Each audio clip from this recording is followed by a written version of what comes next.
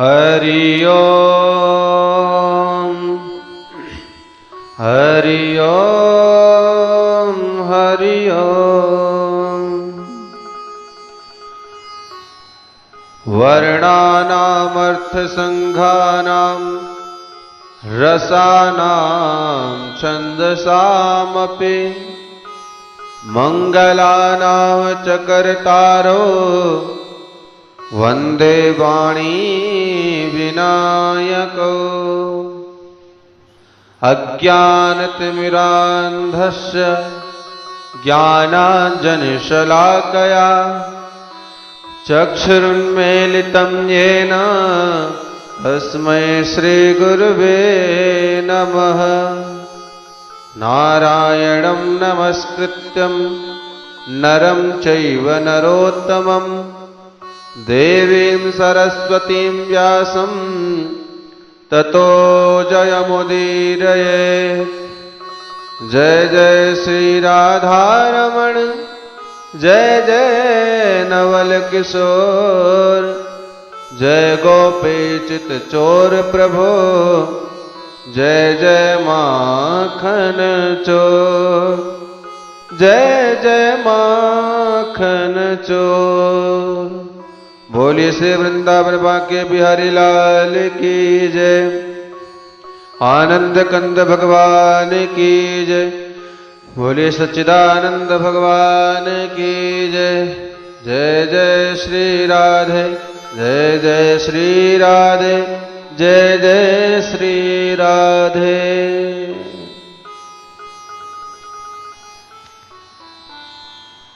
अकारण करुणा वाले परिपूर्णतम परमात्मा भगवान श्री बालकृष्ण के चरणों में हम सब कोटि कोटि प्रणाम निवेदित करते हैं। कथा श्रवण कर रहे समस्त श्रोता समुदाय को हमारी तरफ से सिया राम में सब जग जानी करो प्रणाम जोर जुग पानी का भाव निवेदित करते हैं। कल की कथा में हम सभी ने प्रहलाद चरित हिरण्याकश्यपु की वध की कथा श्रवण करी।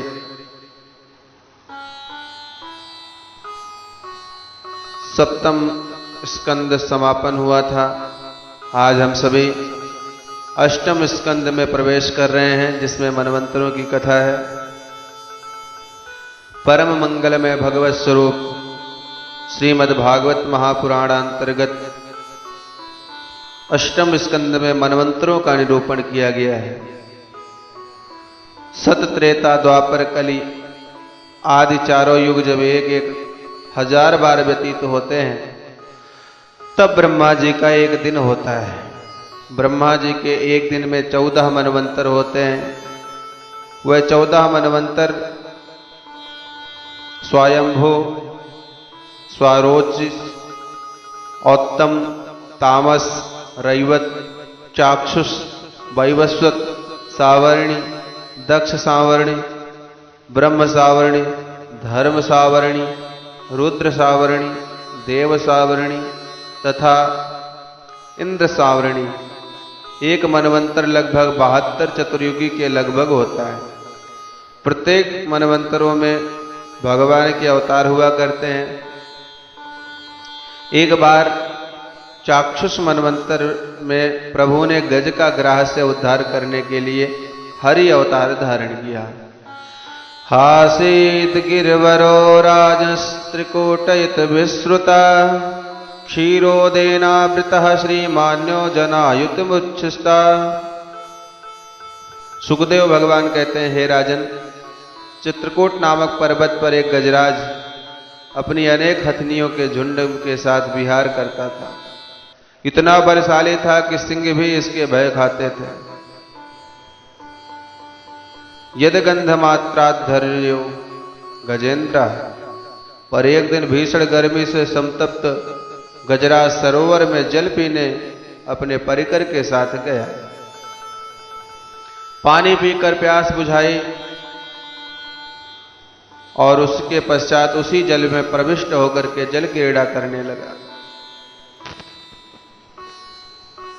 पानी जब बहुत ज्यादा मैला होता चला गया तो जल में बैठे हुए एक ग्राह को क्रोध आ गया और उसने आकर के गजराज का पैर पकड़ लिया। पहले तो गजराज ने विचार किया कि नन्हा सा जीव मेरा क्या बिगाड़ सकता है, मेरे डर से तो बड़े बड़े सिंह पलायन कर जाते हैं। पर जब अपना बल पराक्रम पूरा लगाने पर भी अपना पैर छुड़ा नहीं पाया तो समझ गया कि यह साधारण नहीं है। हथनियों की ओर इशारा किया कि आप ही बचा लो। पूरे परिवार ने मिलकर के पूरा बल दिखाया, फिर भी ग्राह ने पैर नहीं छोड़ा। बहुत समय तक युद्ध चला। अंततो गत्वा इसका सारा परिवार सनई सनई खिसकने लगा। अब गजराज पुकारने लगा, देवियों मुझे संकट में अकेला छोड़ करके कहां जा रही हो?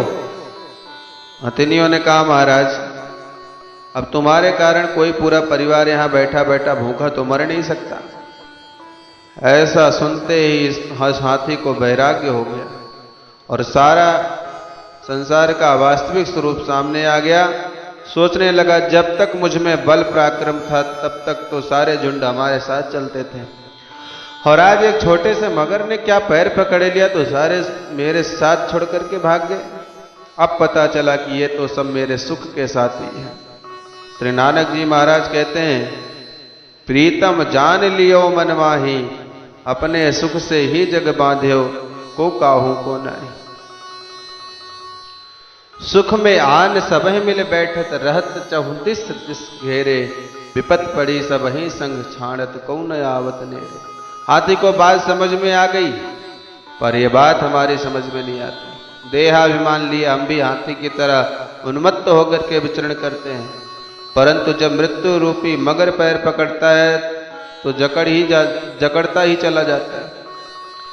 परिजनों के सेवा की भी एक सीमा है। अंततो गत्ता वह भी भगवान से प्रार्थना ही करने लगते हैं, महाराज अब इनकी जल्दी सुनो, पर इसके बाद भी आसक्ति नहीं छूटती। गजेंद्र ने जब समझ लिया तो तुरंत सबसे चित्त हटा करके गोविंद के चरणों में ध्यान लगाया और बड़ी अद्भुत स्तुति करी, परंतु इसकी स्तुति में एक बार भी किसी देवता का नाम नहीं आया। ओम नमो भगवते तस्मै यत एतच्चिदात्मकं पूषायाद्विजाय परेशाया विधीमहि। गजराज बोला, जो इस समस्त जगत का मूल कारण है, जो समस्त जगत का सृजन पालन और संग्रहण करने का जो मूल हेतु है, उस परम तत्व को मेरा प्रणाम है। पर वह कौन है? नाम किसी का नहीं लिया। एवं गजेन्द्रम उपवर्णितर निर्विशम ब्रह्मादयो विविध लिंगाभिदाभिमान नेते यदोपसप सुपुर निखिलात्मकत्वात् तत्राखिल मरमयो हरिराविरासित। ब्रह्मादि देवता सब देख रहे हैं, परंतु विचार कर रहे हैं कि जब हमें पुकारता नहीं तो हम क्यों दौड़े। प्रभु ने विचार किया कि इतनी सुंदर स्तुति है पर नाम किसी की नहीं है, तो ये स्तुति किसकी मानी जाए। अंत में प्रभु ने निर्णय लिया कि जो किसी की स्तुति नहीं सो हमारी, और भगवान अपना नाम सुने बिना ही गरुड़ारूढ़ होकर के दौड़ पड़े। जब गजेंद्र ने देख लिया कि गरुड़ पर चढ़ करके गोविंद आ रहे हैं, तब इसने नाम लिया।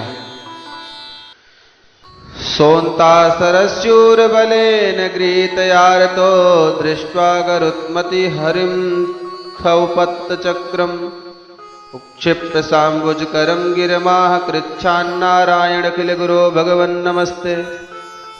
जब उसने देख लिया कि गरुड़ पर चढ़ करके नारायण मेरी रक्षा के लिए आ रहे हैं, तो डूबते डूबते सरोवर से अपने सूंड के द्वारा एक कमल उखाड़ लिया और वही कमल भगवान कमलाकांत के चरणों में चढ़ा दिया। भगवान ने देखा ये तो बिल्कुल डूबा जा रहा है, तो तुरंत भगवान ने उसकी सूंड को पकड़ा और बाहर खींच लिया। जैसे ही प्रभु ने हाथों को बाहर निकाला तो मगर भी पैर से खिंचा चला आया। भगवान ने अपने दिव्य सुदर्शन चक्र से उस ग्राह का भी मुख फाड़ दिया और गजराज का उद्धार कर दिया। बोलिए हरि भगवान की जय, भक्तवत्सल भगवान की जय। इस तरह से भगवान ने गज का ग्राह से रक्षा करे। सुखदेव भगवान कहते हैं, राजन ये गज और ग्राह दोनों ही पूर्व जन्म में स्थापित थे। ये जो ग्राह था वह पूर्व जन्म का हुहू नामक गंधर्व था जो हमेशा परिहास करता था। लोक मनोरंजन करना ही इसका कार्य था। देवताओं में कुछ गंधर्व हैं जो सबको प्रसन्न रखने के लिए ही विविध चेष्टाएं करते हैं। इनका हा हा हु आदि क्योंकि सबको हंसाते रहते हैं। तो पूर्व जन्म में हु गंधर्व एक सरोवर में स्नान करने आया। वहीं महर्षि देवल स्नान करके सूर्य नारायण को अर्घ्य दे रहे थे। इसे परिहास सूझा और इसने पानी में डूबकर उन ऋषि का पैर पकड़ लिया। अब तो महात्मा घबरा गए, बचाओ बचाओ चिल्ला करके भागे। उन्होंने सोचा ना जाने किस जीव ने पकड़ लिया। तो ये बाहर निकल कर हंसने लगा, कहो महाराज जी डर गए? महाराज जी के तो पसीना छूट गए। अरे मूर्ख कहीं के, हम अच्छे भले भजन कर रहे थे, हमारे भजन में विक्षेप कर दिया। तुझे पैर पकड़ने का ज्यादा ही शौक है तो जा, मेरा शाप है मूर्ख, तू मगर ही बन जा। तब चरणों में गिर करके गिड़गिड़ाने लगा, महाराज मेरा तो उद्देश्य मनोरंजन करने का था और फिर मैंने कोई बुरा काम नहीं किया, आपके चरण ही तो पकड़े। महात्मा प्रसन्न होकर के बोले, बेटे ऐसे ही चरण पकड़ते रहना तो कल्याण हो जाएगा। आज इसने हाथी का पैर पकड़ा तो उद्धार हो गया। पूर्व जन्म में यह हाथी इंद्रदुम्न नाम का राजा था। इसने अगस्त मुनि को देख करके अनदेखा कर दिया था और प्रणाम नहीं किया। अगस्त जी क्रोधित होकर के उसे शाप दे दिया, विप्रावमंता विष्टाम तमोंधम यथा गजा स्तब्धमति सहेव। गजराज की तरह अभिमान में भरे बैठे हो तो जाओ हाथी बन जाओ।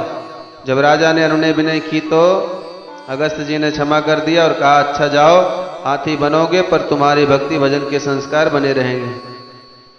तो ये पूर्व जन्म की शिक्षा और संस्कार का ही प्रभाव था जो कुंजर देह से भगवान की स्तुति करके इस गजराज का उद्धार हुआ। इस प्रकार से भगवान मनवंतरों में विविध रूप से अवतार लेते हैं।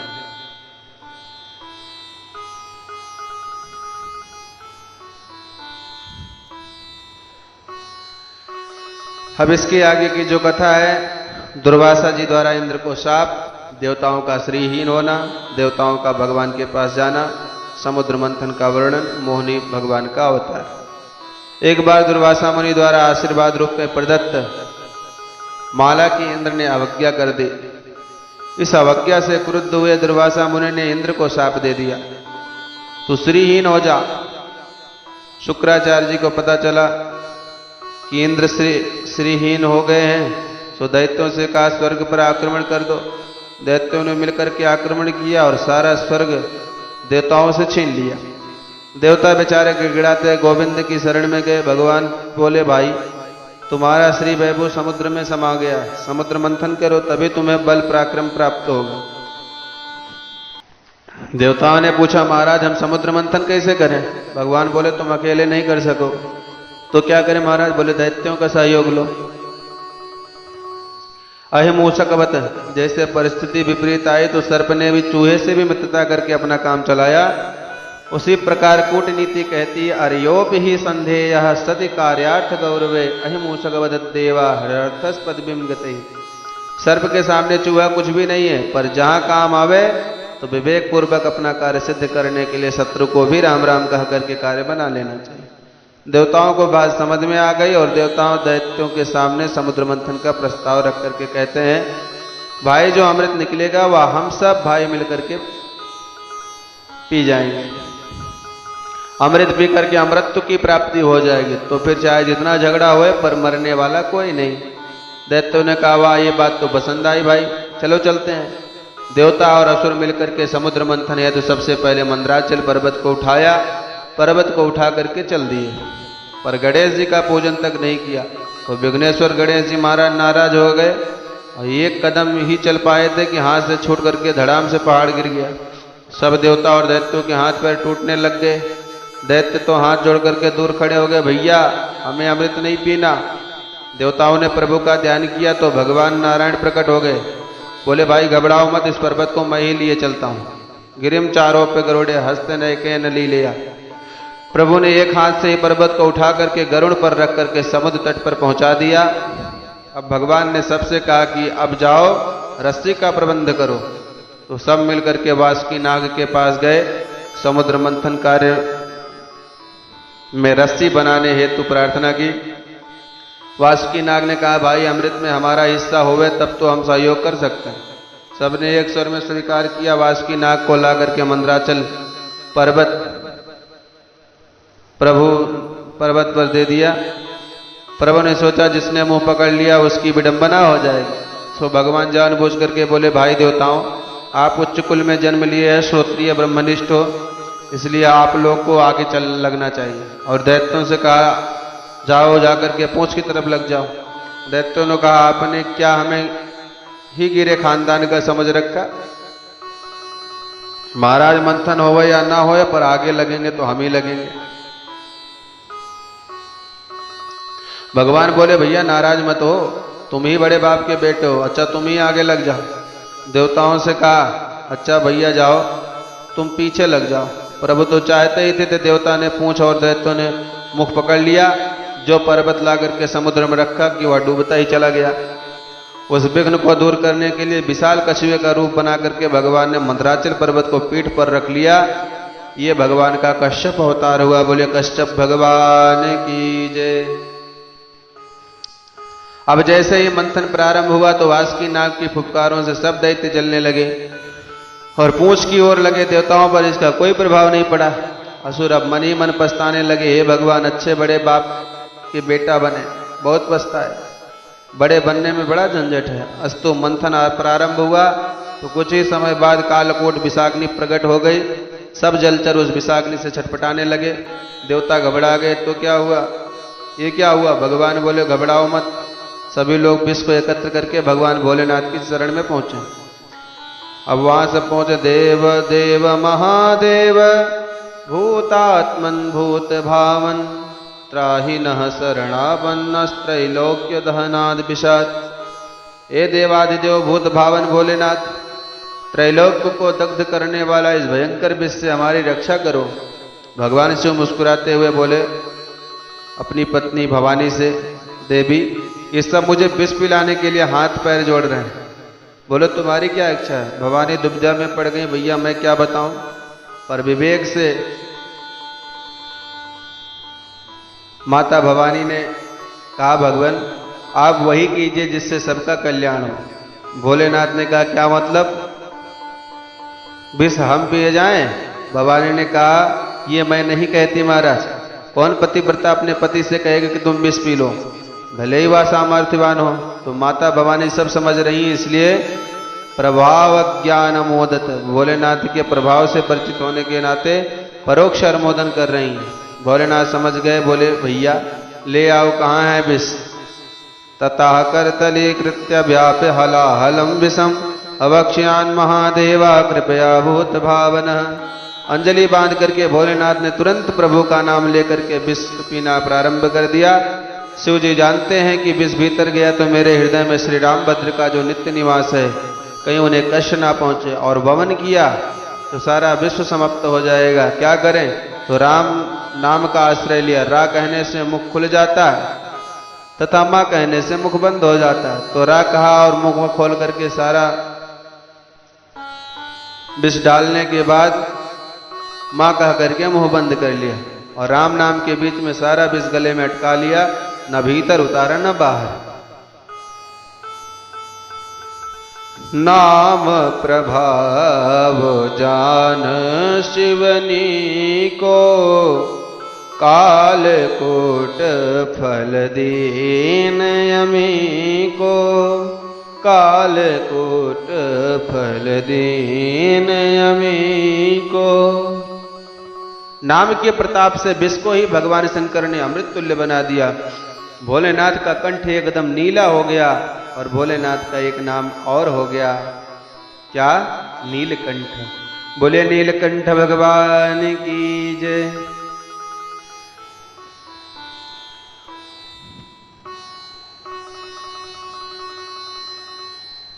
परीक्षित, सुखदेव जी कहते हैं परीक्षित, साधुओं का आभूषण परमार्थ भगवान शंभु ने समाज के संकट को दूर करने के लिए विष पीना स्वीकार कर लिया और वह कंठ पर जो नीला चिन्ह बन गया वह उनके परमार्थ का एक दिव्य आभूषण उन्हें प्राप्त हो गया। समस्त देवबिंद भोलेनाथ की जय जयकार बोलते हुए पुनः समुद्र मंथन करने आए। और अब की बार जब मंथन किया तो अविरधानी ततोद्भवत, कामधेनु गाय प्रकट हो गई जो ऋषियों को दान कर दी। पुनः मंथन करने पर चंद्रमा प्रकट हुआ तो भोलेनाथ के मस्तिष्क पर विराजमान किया, जिससे भोलेनाथ चंद्रमौली बन गए। पुनः मंथन हुआ तो उच्चैश्रवा घोड़ा निकला जो बलि ने ले लिया। फिर ऐरावत हाथी निकला जो इंद्र ने ले लिया। पुनः मंथन हुआ तो कौस्तभ मणि निकली तो नारायण के कंठ में स्थापित हुई। रंभादिक अप्सराएं निकली जिन्हें स्वर्गलोक में भेज दिया गया। पारिजात वृक्ष निकला तो उसे स्वर्ग में स्थापित किया। और अब की बार मंथन करते ही जैसे नीले आकाश में अचानक बिजली चमक पड़ती है, ऐसे ही सागर की जलराशि के मध्य भगवती श्री लक्ष्मी का प्रादुर्भाव हो गया। बोले लक्ष्मी मैया की जय। ततश्चाविर्भूत साक्षात् श्री रमा भगवत्परा, रजयन्ती दिशा कांत्या विद्युत्सौदामिनी यथा। माता लक्ष्मी के दिव्य सौंदर्य माधुर को देख करके देवता और दैत्य दोनों भी मुग्ध हो गए। भगवान बोले एक काम करो, सब पंक्तिबद्ध होकर के बैठ जाओ और वरमाला इनके हाथ में जिसे चाहेंगे उसे पहना देंगे। एक पंक्ति में दैत्य, एक पंक्ति में देवता और एक पंक्ति में बड़े बड़े महात्मा जी चमटा लगा करके गाड़ करके बैठ गए। लक्ष्मी मैया ने वरमाला लेकर के संतों की पंक्ति में प्रथम प्रवेश किया तो सबसे आगे बैठे थे महात्मा मुनि दुर्वासा। दुर्वासा जी को देख करके भगवती लक्ष्मी विचार करने लगी, नूनम तपोयस्ना मन्यो निर्जय। निश्चित रूप से ये तपस्वी है पर क्रोध पर इन्होंने विजय प्राप्त नहीं की। इनकी नाक पर ही गुस्सा रखा रहता है, इसलिए प्रणाम करके आगे बढ़ गए। इस प्रकार एक एक करके सब कोई न कोई दोष दिखाती हुई लक्ष्मी जी आगे बढ़ती गई। भगवान शंभु का दर्शन किया तो विचार करने लगी, तपस्वी तेजस्वी है और भोले भाले भी हैं, पर इनका वेश बड़ा मंगल है। यत्रो भयम कुत्रचा सोप्य मंगल है, इसलिए प्रणाम करके आगे बढ़ गए। भगवान नारायण सबसे अलग थलग बैठे हैं तो नारायण प्रभु को देखते ही लक्ष्मी जी मुग्ध हो गई।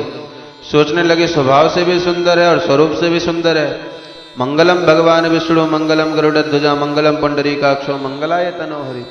सब कुछ मंगल है, बस थोड़ी सी कसर यहाँ भी है। सुमंगल कश्चना कांक्षते हिमाम। सुमंगल तो है पर और सब जिस प्रकार से टुकुर टुकुर मुझे देख रहे हैं और इनके सामने घंटे भर से खड़ी हूं, एक निगाह उठा करके भी हमें नहीं देखा।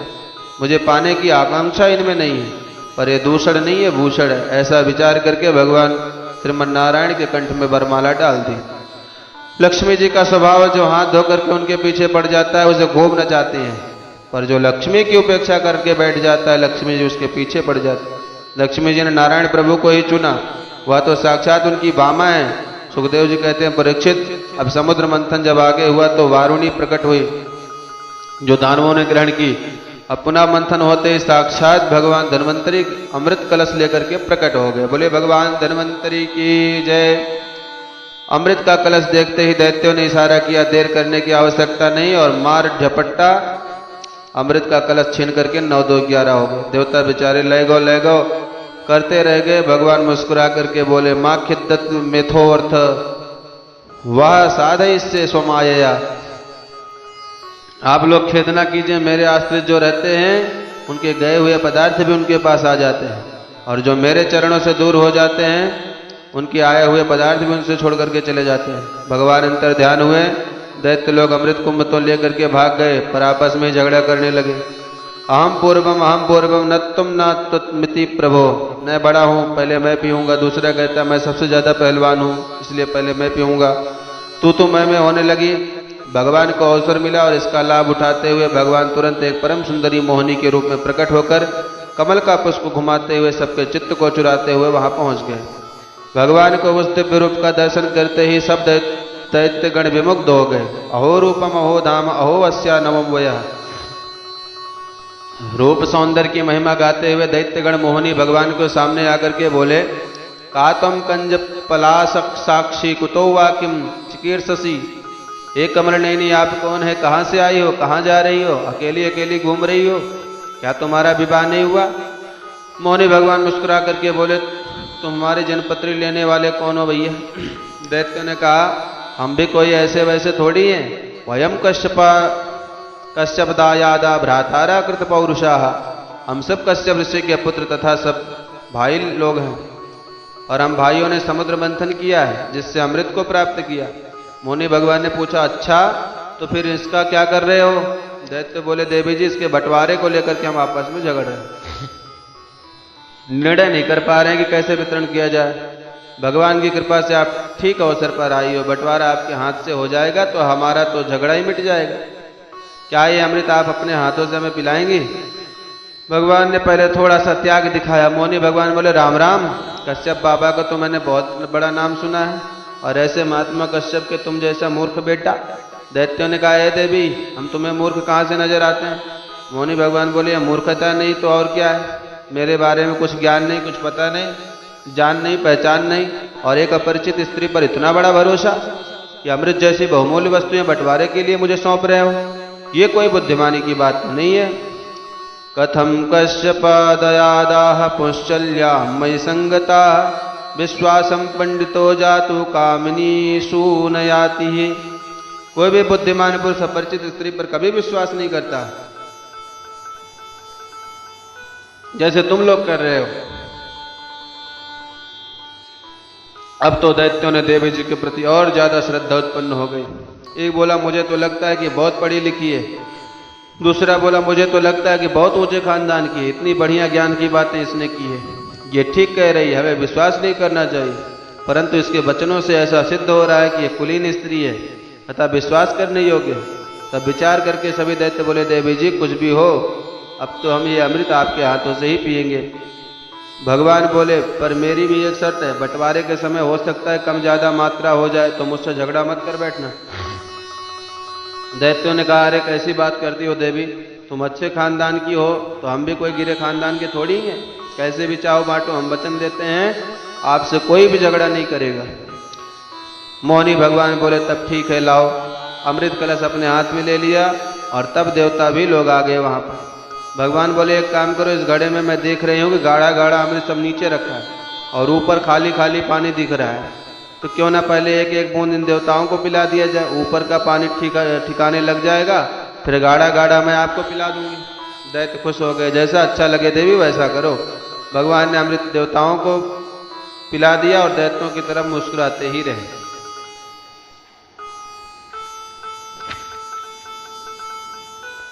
दैत्य लोग रूप सुधा का पान कर रहे हैं, उधर देवता अमृत सुधा का पान कर रहे हैं। अब दैत्यों में स्वरभानु नामक दैत्य बड़ा बुद्धिमान था, उसे शंका हो गई, तुरंत देवता का वेश बना करके सूर्य और चंद्रमा के बीच में अंजलि बांध करके बैठ गया।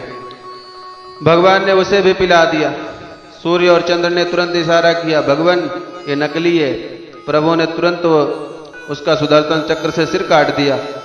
वह असुर दो भागों में विभक्त होकर के राहु और केतु के रूप में परिणित हो गया। तभी भगवान अंतर ध्यान हो गए।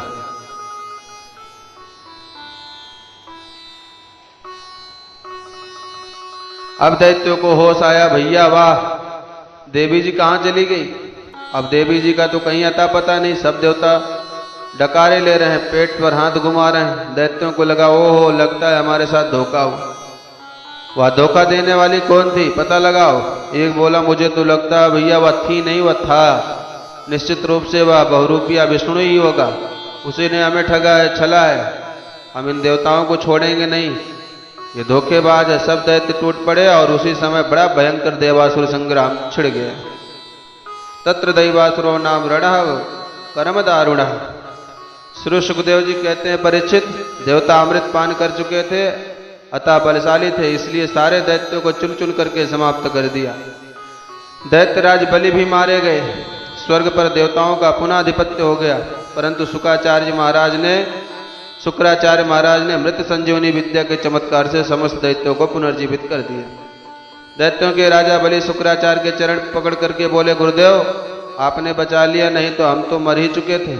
अब कुछ ऐसी कृपा दृष्टि करो कि इन देवताओं को इसका फल दिया जाए। शुक्राचार्य जी बोले, देखो उनके पक्ष में नारायण है, तुम्हारे पक्ष में गुरु जी है, चिंता मत करना। यदि मेरी बात ठीक ठीक मानते रहे तो अब भी मैं तुम्हें स्वर्ग का सिंहासन दिला सकता हूं। मेरे पास सब देवताओं की काट है, पर इस नारायण की अभी तक कोई काट नहीं है। और उसका एक ही समाधान है कि नारायण ब्राह्मण है, ब्राह्मणों का अनन्य भक्त है, यदि तुमने भी ब्राह्मणों की भक्ति स्वीकार कर ली तो फिर नारायण तुम्हारा कुछ भी अहित नहीं करेगा। बलि बोला, अच्छा तब ठीक है महाराज। अब तो ब्राह्मणों की बड़ी बड़ी दंडवत होने लगी।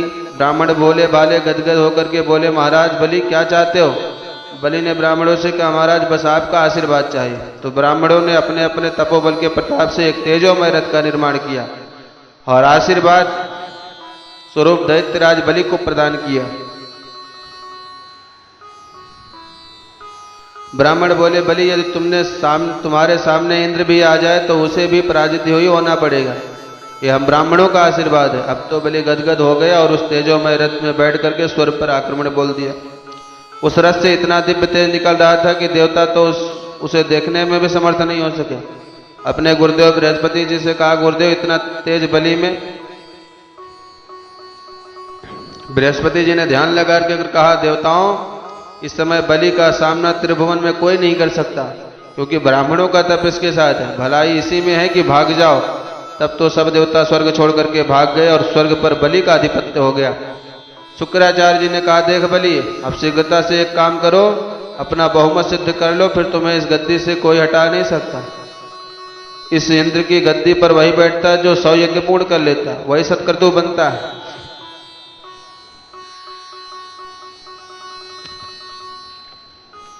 तो तुम भी पूर्ण कर लो। बलि ने नर्मदा नदी के तट पर एक एक के बाद एक यज्ञ प्रारंभ कर दिए।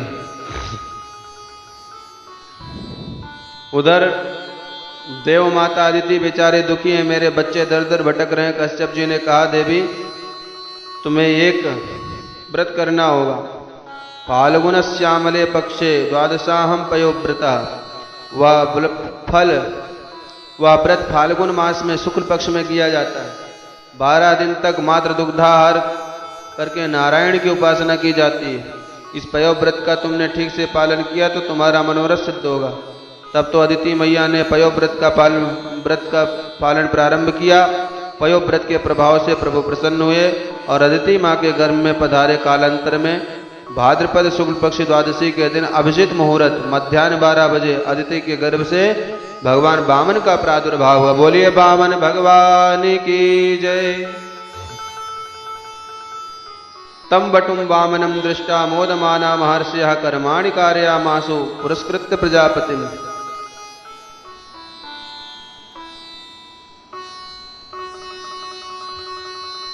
भगवान के मात्र 52 अंगुल के बटुक वामन रूप को जो देखे वही मुग्ध हो जाए। देवताओं में आनंद का पारावार नहीं और ब्राह्मण अति प्रसन्न हो गए। ऋषिकुल में प्रभु का प्राकट्य हुआ। सभी ने मिलकर के वामन भगवान का बहुत सुंदर यज्ञोपवीत संपन्न किया। ब्राह्मणों का सर्वश्रेष्ठ संस्कार है यज्ञोपवीत।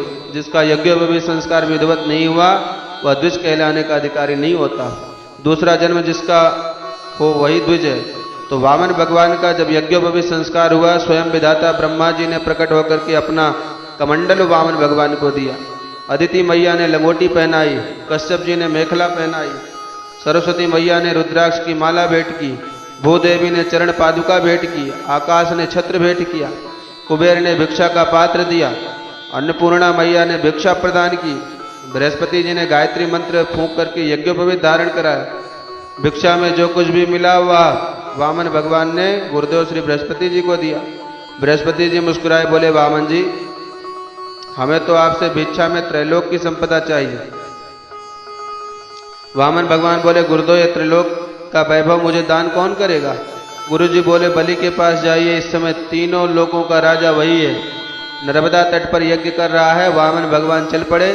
छोटे छोटे चरणों में छोटी छोटी पादुका चटपट करते चले जा रहे हैं। एक हाथ में कमंडल और एक हाथ में छाता।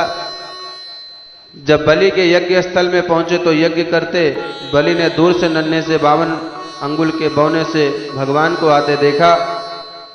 देख करके बलि तो स्तब्ध रह गया। ऐसा लगा जैसे साक्षात भगवान सूर्य बाल रूप में प्रकट हो गए हों।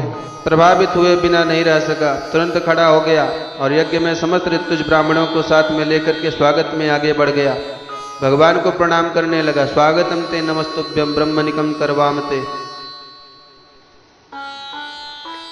ब्रह्मर्षीणाम तपा साक्षान मन्ये त्वार्य वपुरधर्म। स्वागत है महाराज आपका, आपको प्रणाम करता हूँ। आपको देख करके लगता है जैसे ब्रह्मर्षियों का मूर्तिमंत तेज मेरे सामने खड़ा है। अद्यना पितर तृप्ता अद्य, मेरे तो पितर तृप्त हो गए, आज मेरा तो कुल पावन हो गया। आज यदि भवान आगतो गृहान, जो आप स्वयं चल करके मेरे घर पधारे, कहिए मैं आपकी क्या सेवा करूं। जो भी इच्छा लेकर के आए हो निसंकोच बताइएगा महाराज। गाय चाहिए तो गाय ले जाओ, स्वर्णाभूषण चाहिए तो खजाने में खड़ा रखा है, जो अच्छा लगे ले जाओ। यदि विवाह ना हुआ हो, आपकी इच्छा हो तो आदेश दो महाराज, ब्राह्मण कन्या ढूंढूंगा, वह भी आप जैसी बहुनी ही होगी। ऐसा सुंदर आपकी इच्छा हो विप्र कन्या से विवाह करा दूंगा। जो भी इच्छाएं सो निसंकोच कहिए।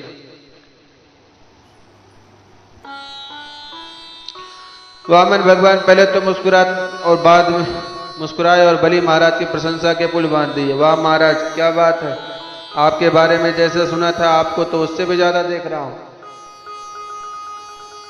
आपके वचन आपके ही कुल के अनुरूप हैं, आपका कुल इतना महान है। यतो जातो हिरण्याक्ष चरणेकम इमाम मही, आपके पूर्वजों में महाराज हिरण्याक्ष और हिरण्याकश्यपु हुए, उनके बल पराक्रम को कौन नहीं जानता। उनके बेटा प्रहलाद ने तो चमत्कार कर दिया, खंभे से ही नारायण को प्रकट करके दिखा दिया। प्रहलाद के बेटा विरोचन का भी क्या कहना महाराज, सर्वस्व धन अपना ब्राह्मणों को लुटा दिया, परंतु बलि तुमने भी कोई कसर नहीं छोड़ी, इतनी ब्राह्मण भक्ति। बलि ने हाथ जोड़ करके कहा महाराज आप रहने दीजिए, सब आप ब्राह्मणों का आशीर्वाद है, अब तो आप आदेश दीजिए मेरे लिए क्या आज्ञा है। भगवान बोले राजन, ये तुम जैसा उदार कोई दानी नहीं, तो मेरे जैसा संतोषी कोई ब्राह्मण नहीं।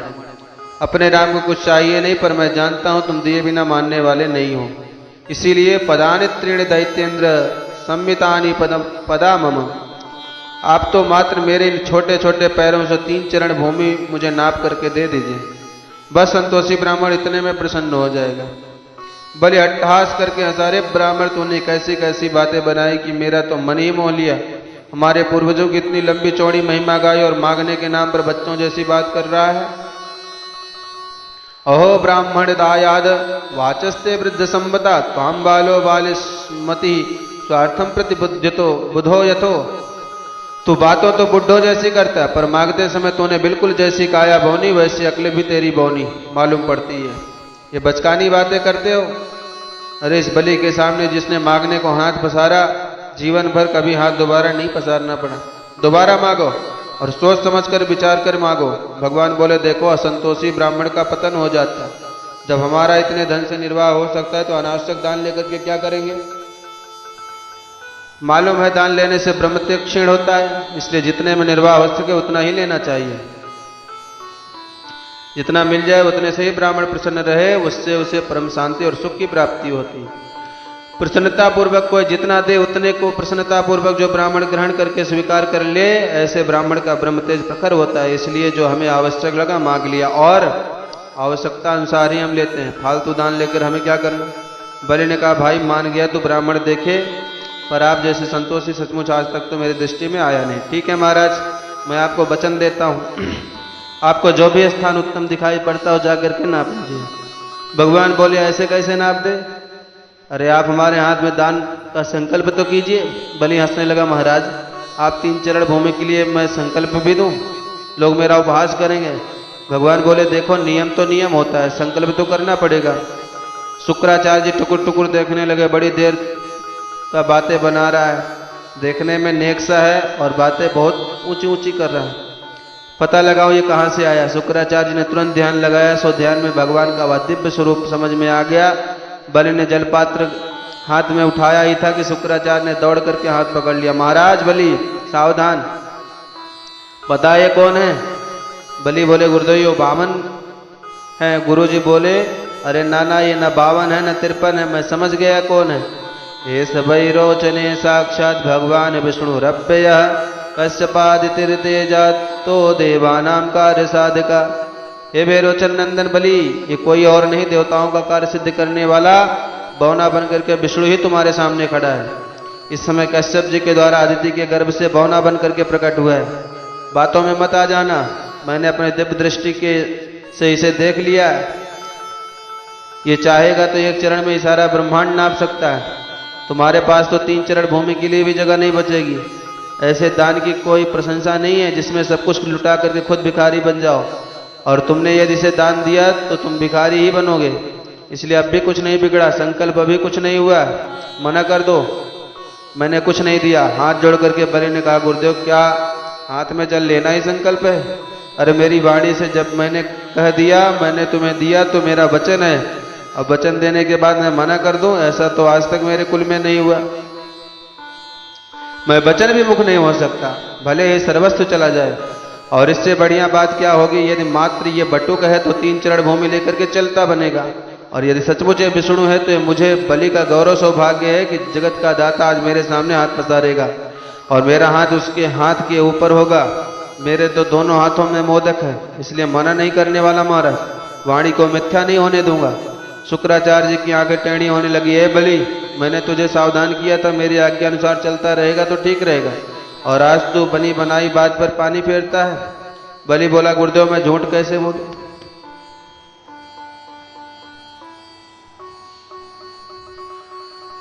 शुक्राचार्य जी बोले, कुछ स्थान ऐसे भी होते जहां झूठ बोलना निंदनीय नहीं होता।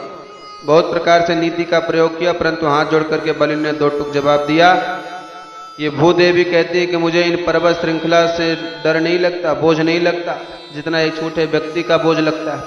तो मैं झूठ बोल करके इस पृथ्वी पर भार बन करके जीना नहीं चाहता। अब तो शुक्राचार्य जी की आंखें लाल हो गई। यह मूर्ख अपने को बहुत बड़ा पंडित समझने लगा, अपने गुरुदेव से कितनी देर से खड़ा खड़ा बहस कर रहा है। दृढ़म पंडित मानज्ञ, सा मेरा पाप है, जा मेरा शाप है, अचिराद भय से श्रिया, तो श्रीहीन हो जाएगा, पदहीन हो जाएगा। ऐसा शाप देकर के शुक्राचार्य जी चले गए। वामन भगवान बोल पड़े, अरे भैया नाराज मत हो, देना हो तो दो, हाँ करो, नहीं तो हम भी खिसक लेते। बलि ने कहा, नहीं नहीं महाराज, आप तो अपना संकल्प कीजिए। तो ठीक है, हाथ में जल दीजिए। पुराणांतर प्रसंग ये भी आता है कि बलि ने ज्यों ही जलपात्र उठाया तो पात्र के छिद्र में जाकर के बैठ गया। कौन? शुक्राचार्य। उसने संकल्प ले लिया कि पानी की एक बूंद भी टपकने नहीं दूंगा। पानी नहीं टपकेगा तो संकल्प कैसे लेंगे? अब बहुत प्रयत्न करने पर भी जब पानी नहीं निकला तब वामन भगवान बोले, क्या हो रहा है भाई? बलि बोला, महाराज ना जाने क्या अटक गया। वामन भगवान बोले, ओ हो समझ गया, ये पात्र हमें तो पुराना बर्तन है, रखा रखा जंग खा गया होगा, हम ठीक कर देते हैं। और ऐसा कहकर एक पैनी कुसा ज्यों ही छिद्र में फेंक कर मारी, सो ही शुक्राचार्य की एक आंखें फूट गई। गोविंदाय नमो नमः। मानो भगवान कहना चाहते हैं, शुक्राचार्य जी सबको एक दृष्टि से देखो, सबके अंदर मुझे एक नारायण की ही सत्ता का दर्शन करो। और सुनो, ये आंखें क्यों फोड़ी? मानो नेत्र नयन, मानो नेत्र कौन है? ज्ञान विराग नयन उर्गारी। भगवान कहते तुम्हारी एक आंख ज्ञान की तो बहुत बढ़िया है, क्योंकि मैंने अपने आपको कितना छुपाने का प्रयास किया, फिर भी बाबा तुम्हारी आंख से हम छुप नहीं सके। इसका मतलब है कि तुम्हारी आंख बड़ी पैनी है। तो धन्यवाद दृष्टि जो नारायण को जान ले। तो ज्ञान की दृष्टि तो तुम्हारी बड़ी पार की है, बड़ी पैनी है, पर वैराग्य की आंख में जरा मोह का मोतिया बिंद चढ़ रहा है, इसलिए लाओ हम अभी ऑपरेशन कर देते हैं। तो वैराग्य की आंख जो कमजोर थी उसे भगवान ने मानो ठीक कर दिया। अब ज्यों ही जल हाथ में आया, भगवान ने संकल्प पढ़ा और संकल्प पूर्ण होते ही भगवान का तुरंत विराट रूप प्रकट हो गया। भगवान के उस दिव्य विराट रूप को देख करके महाराज बलि स्तब्ध रह गए। भगवान बोले, बलि अब हमारा नापना देखो। सो एक चरण नीचे को बढ़ाते हुए अतल वितल सुतल तलातल महातल रासातल और पाताल लोक नाप डाले। दूसरा चरण ऊपर उठाया तो भू भू अश्व मह जना तपा और सत्य लोग नाप लिए, बल्कि सत्य लोग को पार करके ब्रह्मांड कटाह में छिद्र कर दिया। ब्रह्मांड फूट गया और ब्रह्मांड के बाहर की चिन्मयी धारा उस ब्रह्मांड छिद्र से विवर में प्रविष्ट हो गई। और जैसे ही वह जलधारा भगवान के चरणों को धोती हुई नीचे गिरी तो ब्रह्मलोक में ब्रह्मा जी ने अपने कमंडल में भगवान का वह चरणोदक धारण कर लिया। वही चरणोदक ब्रह्मा जी के कमंडल से फिर नीचे पड़ा तो ध्रुवलोक में सप्तऋषि मंडल में चंद्रमंडल में होता हुआ स्वर्ग मंडल में आ गया। स्वर्ग लोक में आकर के उस जलधारा के 4 विभाग हुए, सीता, अलकनंदा, चक्षु और भद्रा। उसमें अलकनंदा नाम की जो जलधारा है थी वही गंधमादन पर्वत पर आकर गिरी और गोमुख से आती हुई गंगा के रूप में पूरे भारतवर्ष को प्रलवित करती हुई सागर में विलीन हो गई। वही भगवान नारायण के चरणों से निकले विष्णु पदी को भगीरथ लेकर के आए, इसलिए भागीरथी समस्त जगत को पावन कर रही। श्री सुखदेव जी कहते हैं राजन जामवंती का उस समय नवयुग थे, जामवंत जी उस समय नवयुग थे। उन्होंने दुंदभी बजाते हुए आनंद में झूम करके भगवान वामन के उस विराट रूप की प्रदक्षिणा करी। बलि बाधित परिबाढ़ सो तनु वरण जाय उभय घरी महोदय ने सात प्रदक्षिण धाय। भगवान ने कहा बलि अब बोलिए, संकल्प 3 चरण भूमि का है और मैं अभी 2 चरण ही नापे हैं, तीसरा चरण अब कहाँ रखूं? अब तो बलि की बोलती बंद हो गई। भगवान ने गरुड़ को प्रकट करके आदेश दिया, जल्दी से बंदी बनाओ। गरुड़ ने वरुण पास में बलि को बांध दिया। भगवान बोले बलि अब तो ये वचन पूरा करो अथवा नरक में गिरने की तैयारी करो। बलि को जब बधा दिया, बांध दिया, तो बलि के समर्थक दैत्य भगवान को मारने के लिए दौड़ पड़े। ते सर्वे वामनम हंतो शूलपट्टि साप पाड़यः। पर बलि ने सबको रोक दिया, सावधान, इस समय हमारा विपरीत काल है, गुरुदेव साप दे करके चले गए हैं और यदि तुमने इस प्रकार की युद्ध की चेष्टा की तो सबके सब मारे जाओगे। ऐसा सुनते ही सब शांत हो गए। भगवान फिर डांटने लगे, जल्दी बोलो क्या निर्णय किया? बलि ने कहा महाराज एक बात कहूं? भगवान बोले कहो, क्या कहना चाहते हो? बलि बोले प्रभु ये बताओ धन बड़ा होता है कि धनवान? भगवान बोले बड़ा तो धनवान होता है। बलि ने कहा सरकार 2 चरणों में अभी मेरी धन ही तो आपने नापा है, मैं धनवान तो अभी अलग खड़ा हूं, इसलिए अब कृपा करके तीसरा चरण मेरे माथे पर रख करके मुझ दाता को भी स्वीकार कर लीजिए। पदम तृतीयम कुरुशीर्षणी में निजम। वामन भगवान प्रसन्न हो गए और अपना दिव्य पादा अरविंद बलि के मस्तक पर रख दिया और बोले बलि तुम धन्य हो, मैंने तुम्हारा सर्वस्व छीन लिया, तुमने बांध भी दिया, तुम्हें डांट भी दिया और इसके बाद भी तुमने अपना धैर्य और धर्म को नहीं छोड़ा। बलि ने कहा सरकार मुझे पद छिन जाने का तनिक भी कष्ट नहीं है, मुझे अपने बांधे जाने पर कोई प्रॉब्लम नहीं है, कोई कष्ट नहीं है, बस एक बात का डर है, बिभेमिना हम निर्यात पदच्युतो न पाशबंधाद व्यसनाद दुरत्यात नैवाथ कृष्याद भवतो विनिग्रहात् साधुवादत भृशमुद्विजय यथा। मुझे यदि भय लगता है तो केवल असाधु से, दुनिया में कोई ये न कहे कि बलि के पूर्वजों की कीर्ति पताका कैसे लहरा रही थी, पर बलि ने आकर के उसमें कलंक लगा दिया। एक ब्राह्मण को 3 चरण भूमि का दान भी नहीं कर सका, इस अपकीर्ति की कालिमा के कलंक से मुझे बहुत डर लगता है। तब तो प्रहलाद जी प्रकट हो गए और भगवान की स्तुति करते बोले प्रभु आप ही दैत्य हो, आप ही देते हो और आप ही लेते हो, आपका देना भी निराला और आपका लेना भी विचित्र, कब किसको कहां से कहां पहुंचा दे। मस कहीं करें बिरंच प्रभु अज कहीं मशक्तहीन। कभी ब्रह्मा तन बना करके बैठा देते, कभी मच्छर से भी गया बीता बना दे, आप सर्व समर्थ हैं। बलि की पत्नी ने भगवान की स्तुति करते हुए कहा प्रभु ये संसार आपका क्रीड़ा स्थल है, पर आपकी इस क्रीड़ा के मैदान पर हमारे स्वामी जी ने कब्जा कर लिया। वह आप अपने को त्रिलोकी का नाथ समझ बैठे, आपने तो केवल मेरे स्वामी की उस कुबुद्धि का हरण किया, अन्यथा इस जगत में मालिक तो पहले भी आप थे और आज भी आप ही हो, इसमें आपने हमारा क्या लिया। भगवान बड़े प्रसन्न हुए, ब्रह्मा जी प्रकट हो गए। ब्रह्मा जी ने कहा भगवान एक बात समझ में नहीं आ रही, जो आपको तुलसी दल चढ़ा दे, कमल चढ़ा दे तो उसे तो आप सर्वस्व दे डालते हैं, और जिस बेचारे बलि ने आपको अपना सर्वस्व दे डाला उसे आपने उल्टे बांध कर पटक दिया, ये क्या मतलब हुआ। भगवान हंसकर बोले ब्रह्मा जी ये मेरा स्वभाव है, जिस पर मैं हृदय से अनुग्रह करना चाहता हूँ पहले उसका अभिमान तोड़ता हूँ। यदि वह धनाभिमानी है तो धन छीन लेता हूँ, पदाभिमानी है तो पद छीन लेता हूँ, उसकी जहाँ जहाँ आसक्ति बढ़ेगी मैं उसी वस्तु को छीनता चला जाऊंगा। जब उसकी आसक्ति के सारे पात्र छिन जाते हैं तब विकल हो जाता है, परेशान हो जाता है, संतों की शरण में आता है। महाराज जहाँ हाथ डालता है वहीं घाटा हो जाता है, बड़ा तंग हूँ, ना जाने कैसे ग्रह चल रहे हैं, बड़ा परेशान हूँ। सो ही महात्मा मेरा भजन और मेरा नाम उसे बता देते हैं, तब उसे बाध्य होकर के मेरी शरण में आना ही पड़ता है, क्योंकि उत्तम कुल में जन्म हो जाने से किसी को अपने उत्तम कुल का अभिमान होता है, किसी को अवस्था का, किसी को अपने कर्मों का अभिमान होता है, तो किसी को अपने विद्या का अभिमान होता है।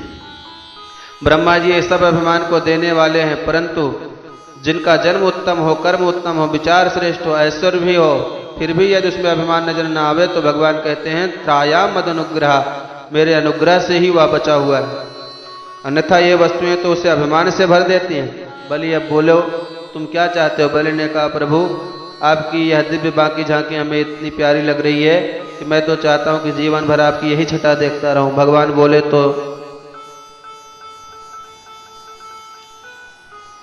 क्या हम तुम्हारे सामने ऐसे खड़े रहे। बलि बोले महाराज अब जो इच्छा थी वह कह दी, अब करना कराना क्या ये तो आप जानिए। भगवान बोले तो ठीक है, वैसे तो हम तुमसे इंद्रासन छीनने ही आए थे, पर तुम्हारी इस धर्मनिष्ठा को देखकर हम बड़े प्रसन्न हुए। बलि आज से हम तुम्हें वचन देते हैं कि आगामी मनवंतर के तुम ही इंद्र बनोगे, और जब तक तुम्हें इंद्र की पदवी प्राप्त नहीं होती तब तक इंद्र के समान ही वैभव सुतल लोक में भोगोगे, और तुम्हारे दरवाजे का द्वारपाल बन करके खड़ा रहूंगा। सदा सन्निहितम वीरम तत्र मां द्रक्षते भवान, वहां पर आते जाते हमेशा तू मेरे इसी रूप का दर्शन करते रहेगा। तब तो सब गदगद हो गए। प्रहलाद जी तो खुशी से नाचने लग गए, जय हो प्रभु। अरे जिन प्रभु के ध्यान में ब्रह्मादिक देवता बैठे रहते हैं वह परमपिता प्रभु हम दैत्यों के दरवाजे का द्वारपाल बनाकर खड़ा हो गए, कितने गौरव की बात है। भगवान बोले, भक्त प्रहलाद तुम्हारा कल्याण हो, अब अपने परिवार को लेकर जल्दी से सुतल लोक चले जाओ। सब चलने की तैयारी करने लगे। सो ही शुक्राचार्य जी ने आकर के प्रणाम किया। शुक्राचार्य जी को लगा कि अब हम क्यों बेकार में ही बुरे बन गए। प्रणाम करके कहा, महाराज मुझे क्षमा कीजिए। भगवान बोले, आचार्य जी आप तो यज्ञ की अवशेष विधि की परिपूर्णता कीजिए, यज्ञ में कोई कार्य शेष रह गया हो तो 100वां यज्ञ भी पूर्णता संपन्न हो जाए, उस विधि का निर्वाह कीजिए। शुक्राचार्य जी बोले, भगवान क्यों लज्जित करते हो, जिस यज्ञ में साक्षात नारायण पुत्र होकर के विराजमान हो वह यज्ञ अब अधूरा कैसे माना जाएगा। अरे यज्ञ में कितने भी दोष रह जाएं, कितने भी कोई सावधानी से यज्ञ करे, कहीं न कहीं मंत्र दोष या विधि दोष या सामग्री दोष, कहीं न कहीं दोष तो उत्पन्न ही हो जाता है। पर आपके मंगलमय नाम का गान जब किया जाता है तो सारे दोष समाप्त हो जाते हैं।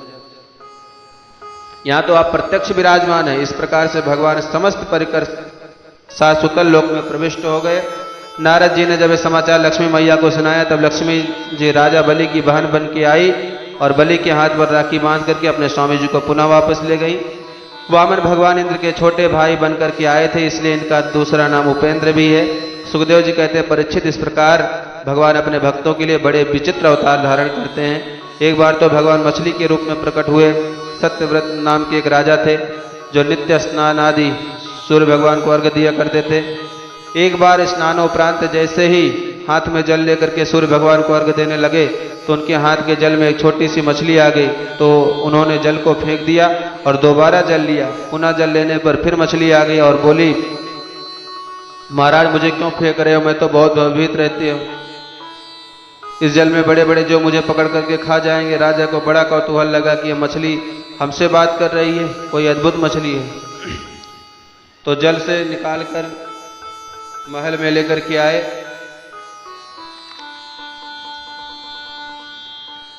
कमंडल में डाल लिया, संध्या बंधन आदि से निवृत्त होकर के घर आए और घर आते ही देखा कि वह मछली इतनी बड़ी हो गई कि कमंडल में बनती नहीं, फंस गई। मछली बोल पड़ी, महाराज इसमें तो मुझे कष्ट हो रहा है, कोई बड़ी सी जगह मुझे दीजिए। तो एक पात्र था उसमें डाल दी। थोड़ी देर बाद मछली कहती, महाराज इसमें भी मुझे कष्ट हो रहा है। देखा तो इतनी बड़ी हो गई कि पात्र में भी नहीं समा रही। तो उन्होंने उसे जलाशय में छोड़ दिया। थोड़ी देर में वह इतनी बड़ी हो गई कि जलाशय भी नहीं बन पा रहा, इतनी बड़ी हो गई। मछली कहने लगी कि कोई प्रबंध करो। अब हाथ जोड़ करके सत्यव्रत मनु बोले, महाराज आप कौन है? मछलियाँ तो मैंने बहुत देखी पर इतनी जल्दी बढ़ने वाली मछली पहली बार देखी। थोड़ी देर में आपका इतना शरीर बढ़ा लेते हो कि जितना बड़ा पात्र हो, आप कृपा करके अपना परिचय दीजिए कि आप कौन हैं। तब मछली के स्वरूप से सहसा भगवान चतुर्भुज स्वरूप में प्रकट हो गए और बोले, राजन मैं इस रूप में इसलिए तुम्हें दर्शन देने आया हूं कि आज से 7वें दिन प्रलय होने वाला है।